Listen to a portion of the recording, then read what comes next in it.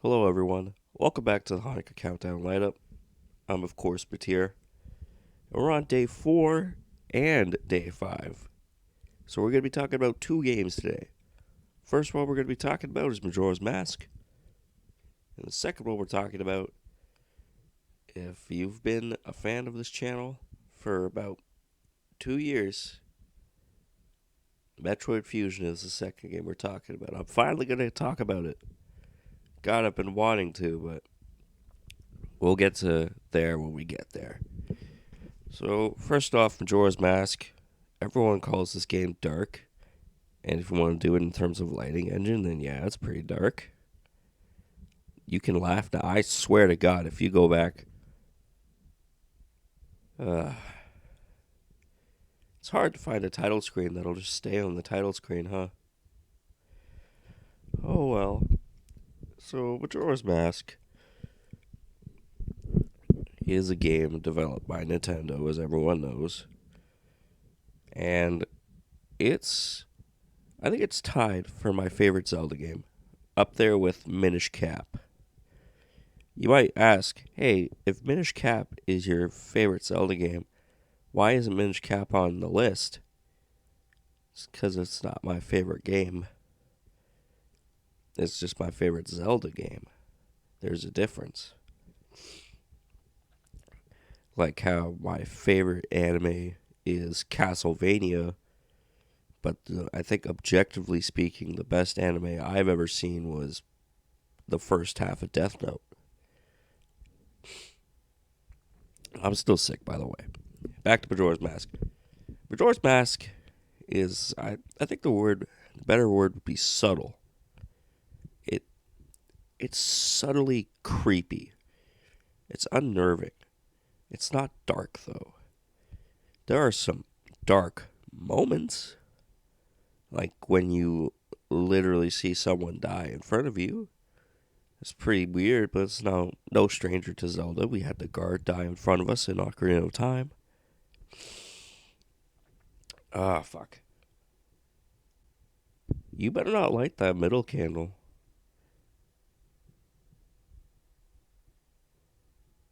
Oh shit, that one's alright. Majora's Mask. Let's do the classic favorite thing, least thing, and I'm gonna be rifling this shit off quickly because I want to make sure that this is still a short video. So Majora's Mask. Favorite thing about Majora's Mask, easily the people, the side quests, the characters. All of them are memorable. You know, to be cliche, you have the Andrew and Cafe side quest. You have Malin. No, it's not Malin. Romani's Ranch. You have Romani's Ranch. You have everything. You literally help a drunk guy, Gordon. You try to get into your fucking Macau's girl's pants. That's pretty funny.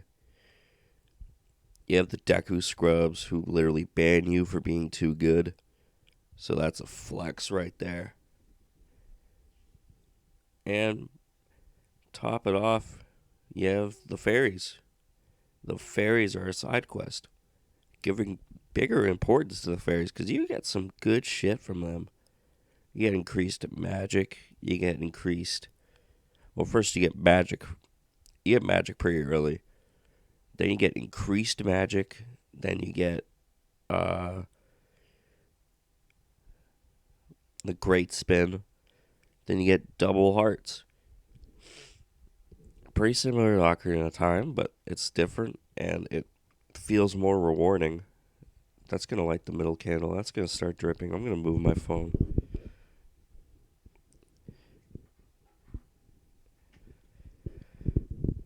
It's more rewarding.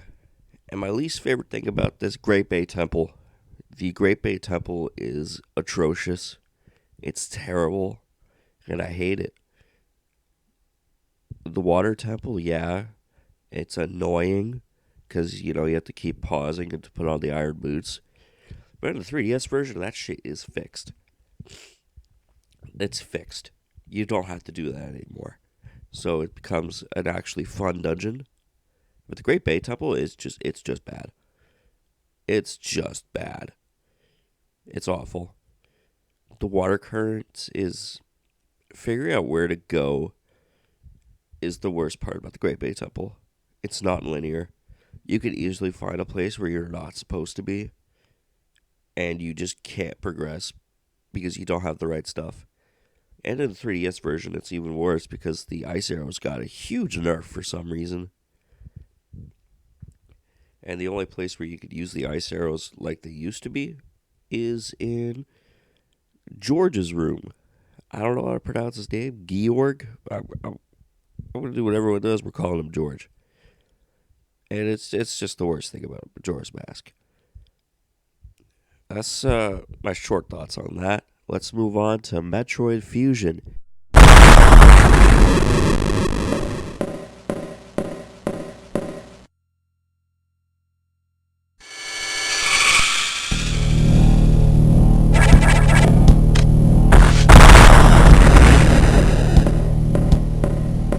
Now, let's get the best thing about Metroid Fusion out of the way right now. The SAX. There is a whole video that I will link in the description that talks about how Metroid Fusion induces fear. And it is so fucking good. Metroid Fusion is a horror game. Before anything, Metroid Fusion is a horror game. It is the game in Metroid where you feel the most vulnerable through gameplay and through story.